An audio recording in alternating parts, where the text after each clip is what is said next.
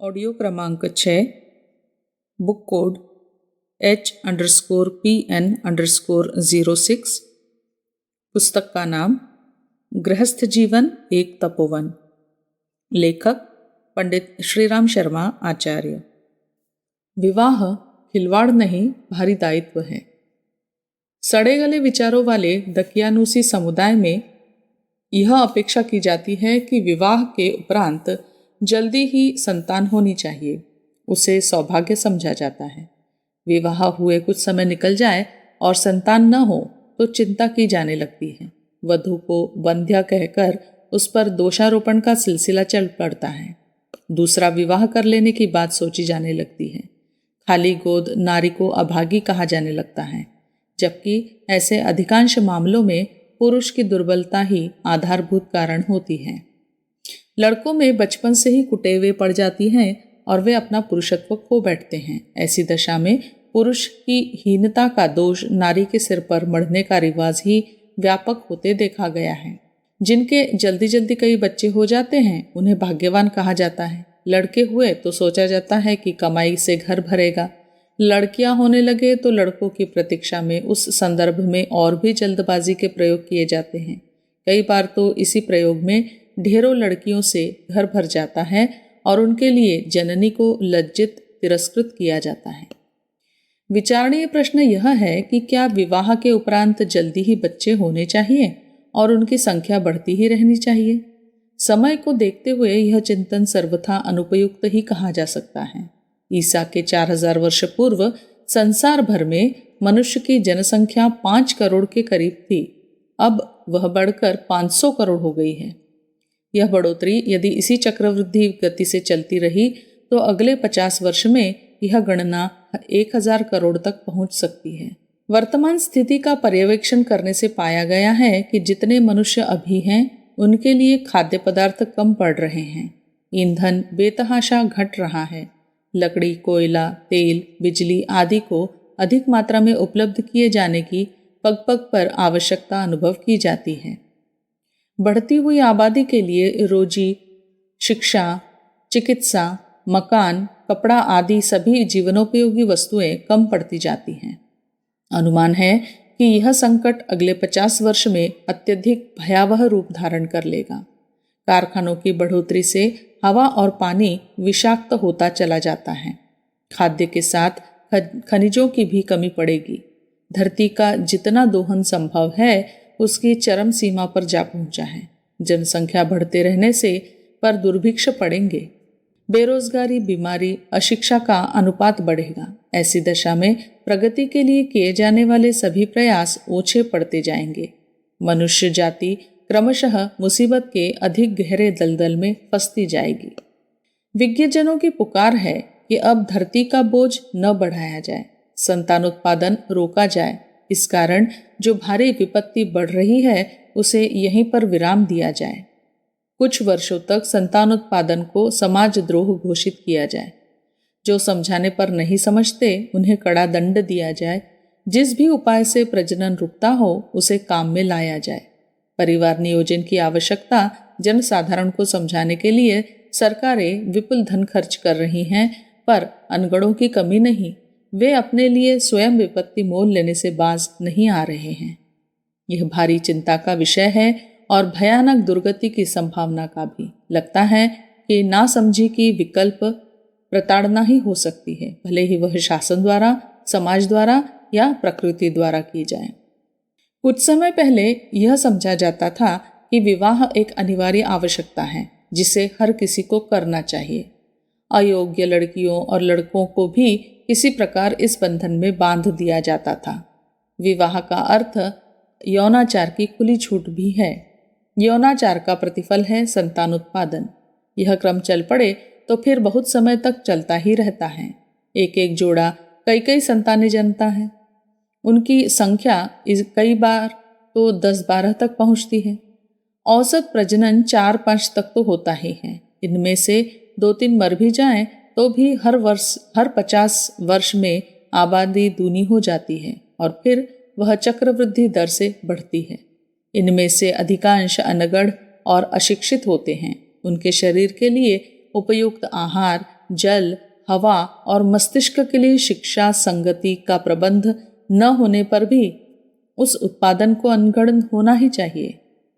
इस जमाने में बच्चा पालना हाथी खरीदने के समान है। उसे स्वस्थ और सुयोग्य बनाने के लिए भरण पोषण की बहुमुखी सुविधाएं चाहिए, पर अकेली जननी उन सब को घेर बटोर कर बैठती सोती है तो सबके लिए समुचित स्थान, वस्त्र, आहार, शिक्षा, चिकित्सा, खेल, विनोद, संगति आदि का प्रबंध न के बराबर हो पाता है। ऐसी दशा में वे किसी प्रकार जीते मरते घास फूस की तरह बढ़ते और बनते बिगड़ते रहते हैं। सही रीति से पालन करने के लिए बच्चे पर भी उतना ही खर्च आता है जितना हाथी बांधने पर। जिनके पास अपने पत्नी के परिवार के निर्वाह के उपयुक्त साधन नहीं है, वे किस प्रकार इस बढ़े हुए उत्पादन की व्यवस्था करें, कैसे उन्हें सुयोग्य सुविकसित बनाएं। हर व्यक्ति का विवाह, हर व्यक्ति में ढेरों खर्च, हर दंपत्ति द्वारा ढेरों प्रजनन, हर बच्चे की ढेरों आवश्यकताएं, उन्हें जुटाने के लिए साधनों का अभाव, यह समूचा गोरख धंधा ऐसा है जिसके फलस्वरूप अगणित प्रकार के अभाव और संकट उत्पन्न होते हैं। उन्हें सुलझाने का जितना प्रयत्न बन पड़ता है, उससे अनेक गुनी कई नई आवश्यकताएं सामने आती हैं। वे अपूर्ण रहने पर अभिभावकों के लिए ही नहीं, समूचे विश्व के लिए विपत्तियों के घटाटोप बनकर घुमड़ती बरसती हैं। इस जंजाल से निपटने के लिए कुपित प्रकृति ऐसे भयंकर उपाय करती है जिनके कारण सर्वत्र हाहाकार ही उमड़ता है, शांति संतुलन बुरी तरह खतरे में पड़ जाता है। इस अनसुलझी गुत्थी को सुलझाने का एक ही उपाय है कि विवाहों की वर्तमान परिपाटी, प्रक्रिया और परिणति पर रोक लगाई जाए। असमर्थ नर नारी विवाह न करें, जो इसके बिना न रह सके वे संतान उत्पादन न करें। परिणति को समझे। गर्भ धारण करने पर नारी की जीवनी शक्ति निचुड़ती है। इसके अतिरिक्त उसे अपना रक्त दूध के रूप में बच्चे को पिलाना पड़ता है। यह प्रथम चरण है जिसकी विपत्ति जननी को ही खोखला बना देती है। अब पिता की बारी आती है। उसे भरण पोषण की सामग्री जुटानी पड़ती है। शिक्षा, चिकित्सा, शादी, रोजी आदि की एक से एक भारी व्यवस्था करनी पड़ती है। यह सब जुटाने में उसका भी कचुमर निकल जाता है। जुगाड़ बिठाने में कमर टेढ़ी हो जाती है। ईमानदारी बेईमानी का अंतर भुलाकर जैसे भी हो जो भी करते बन पड़े करना पड़ता है। इसके बाद भी असंस्कृत बालक स्वयं जिस प्रकार दुख पाते, अभिभावकों को दुख देते और समाज में व्यापक अनाचार फैलाते हैं, उसे देखते हुए एक स्वर में यही कहा जा सकता है कि काम क्रीड़ा के लिए किए गए विवाह इतने अलाभदायक होते हैं कि उन्हें नरक भुगतने के समतुल्य कहा जा सकता है। भगवान ने जिन्हें आगा पीछा सोचने की सामर्थ्य नहीं दी है, उन विमूढ़ों को क्या कहा जाए। वे तो अंधे होकर चलते हैं। जगत गति उन्हें व्याप्ति ही नहीं। मक्खी मच्छरों की तरह पेट प्रजनन में निरत रहते हैं और निरर्थक जीते मरते रहते हैं। विवेकहीन अदूरदर्शी जो भी कर गुजरे उसे कम ही मानना चाहिए। इस संदर्भ में उच्च स्तरीय विज्ञ वर्ग में एक ऐसी योजना पर विचार किया जा रहा है कि सांपों का सफाया तो न किया जाए, अपितु उन सुंदर एवं उपयोगी प्राणी को विषहीन बनाकर जीवित रहने दिया जाए।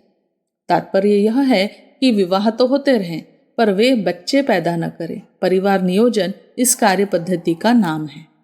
इस योजना पर प्रायः सभी विचारशील देश और वर्ग अत्यंत गंभीरता पूर्वक चिंतनरत हैं। इस निमित्त कितने ही उपकरण विनिर्मित किए गए हैं, पर उनके आधे अधूरे प्रयोग इन्हीं बिरलों के ही द्वारा किए जाने के कारण सफलता नाम मात्र को ही मिल रही है। विभाग अपनी जगह काम करता रहता है और प्रजनन अपनी रीति से अपनी राह पर चलता रहता है। समझदार लोग रोकथाम के उपाय करते हैं, पर उन पिछड़े लोगों के लिए क्या किया जाए जो इस प्रकरण में लाभ हानि जैसा कुछ सोचते ही नहीं और जो होता है उसे होने देने में संकोच नहीं करते। विज्ञ समाज में यह सरल माना गया है कि विवाहों की रोकथाम किए बिना भी इस प्रकार प्रजनन वृद्धि से बचा जा सकता है। इसके लिए जंजाल भरे उपायों से पीछे हटकर एक अत्यंत निरापद और सर्वसुलभ उपाय पाया गया है कि वीर्यपात योनि में से बाहर किया जाए। इसमें किसी खर्च या झंझट की आवश्यकता नहीं पड़ती। समझदार लोग इतनी भर सतर्कता आसानी से बरत सकते हैं और विवाहित रहते हुए भी ब्रह्मचारी जैसी उपलब्धि से लाभान्वित हो सकते हैं। ऐसे अनेक लोक सेवियों मनीषियों के उदाहरण सामने हैं जिन्होंने विवाह से मिलने वाली सुविधा का लाभ तो उठाया, पर थोड़ी सतर्कता बरतकर संतान उत्पादन के जंजाल से बच गए। जो शक्ति बच्चों के भरण पोषण में लगती है उसे बचाकर उन्होंने अपने दाम्पत्य जीवन को सुविकसित बनाया, मिलजुल कर महत्वपूर्ण कार्य किए। जितनी परिवार की जिम्मेदारियां पहले से ही सिर पर थी उन्हें निभाया। अमेरिका में इससे भी एक कदम बढ़कर ऐसा प्रचलन आरंभ हुआ है कि स्त्री से विवाह कर ले और मिलजुल कर समुन्नत निश्चिंत जीवन जिए। कौन क्या उपाय अपनाए यह ऐच्छिक विषय है।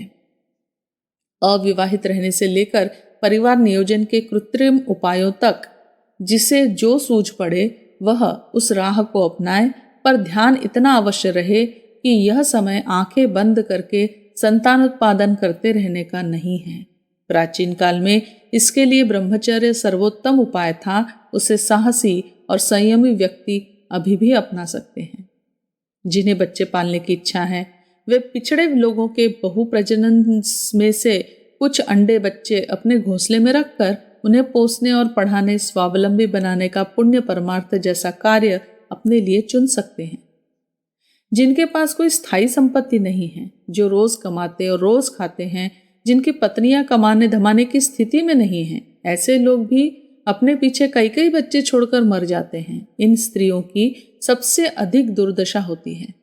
सहानुभूति के अभाव में ससुराल वाले या पिता के घर वाले भी इस बड़े कुटुंब का पालन करने में उत्साह नहीं दिखाते। ऐसी दशा में इन अनाथ बालकों की भी जो दयनीय दुर्दशा होती है उसे देखकर कलेजा कांपता है।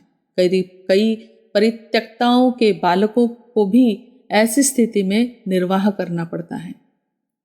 जिनकी संतानें नहीं हैं, यदि हैं तो अधिक बच्चे पालने की स्थिति में हैं, उन्हें ऐसे बच्चों को भरण पोषण के लिए एकत्रित कर लेना चाहिए और उन्हें स्वावलंबी बनाने के बाद स्वतंत्र जीवन यापन के लिए छोड़ अपने पैरों पर खड़ा होने देना चाहिए। उत्तराधिकारी बनाने के लिए, वंश चलाने के लिए जो किसी का बच्चा गोद रख लेते हैं वे भारी गलती करते हैं। ऐसे बच्चे तनिक समझदार होते ही यह चाहने लगते हैं कि गोद रखने वाला कितनी जल्दी मरे और उन्हें गुलछर्रे उड़ाने के लिए कब धन दौलत हाथ लगे। मुफ्त का धन हर किसी को दुर्व्यसनी दुर्गुणी बना देता है। इसलिए गोद रखने की ओर बिना संतान वालों को मन नहीं ललचाना चाहिए। इसमें बुढ़ापे में सहायता पाने का स्वार्थ है जो उल्टी प्रतिक्रिया पैदा करता है। गोद लिया हुआ बच्चा कदाचित ही उन लालची अभिभावकों की इच्छा पूर्ति करता हो। जो समर्थ हैं उन्हें तोता, कबूतर, कुत्ता, बिल्ली आदि पालने का शौक पूरा करने की अपेक्षा यही उचित है कि असमर्थ लोगों द्वारा अंधाधुंध बच्चे पैदा कर लेने और उन्हें पाल न सकने की स्थिति जहां भी देखी जाए वहां उदार सहायता का हाथ बढ़ाया जाए और अपने घर को ही एक अनाथालय बना लिया जाए। संभव हो तो आश्रयहीन, साधनहीन महिलाओं, परित्यक्ताओं, विधवाओं के भरण पोषण का ऐसा प्रबंध करना चाहिए जिससे वे घर रहकर भी कुछ उद्योग धंधों के सहारे कमा लिया करें, कुछ सहायता प्राप्त कर लिया करें। जिनके मर जाने पर पत्नी तथा संतान की ऐसी दुर्दशा होने की संभावना है उन्हें विवाह का दायित्व नहीं ओढ़ना चाहिए। ओढ़ ही लिया है तो बच्चे पैदा नहीं करने चाहिए। यदि कर ही बैठे हैं तो इतनी रकम का बीमा करा लेना चाहिए जिससे आश्रितों का भरण पोषण होता रहे। भाइयों के भरोसे उन अनाथों को छोड़ जाना व्यर्थ है।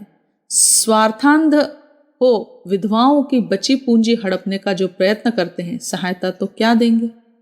विवाह एक अत्यंत जोखिम भरा और उत्तरदायित्वपूर्ण कार्य है। खेल खिलवाड़ न समझा जाए। जो उसे अंत तक निभा सकने की क्षमता अपने में पाए वे ही इस हेतु कदम बढ़ाएं।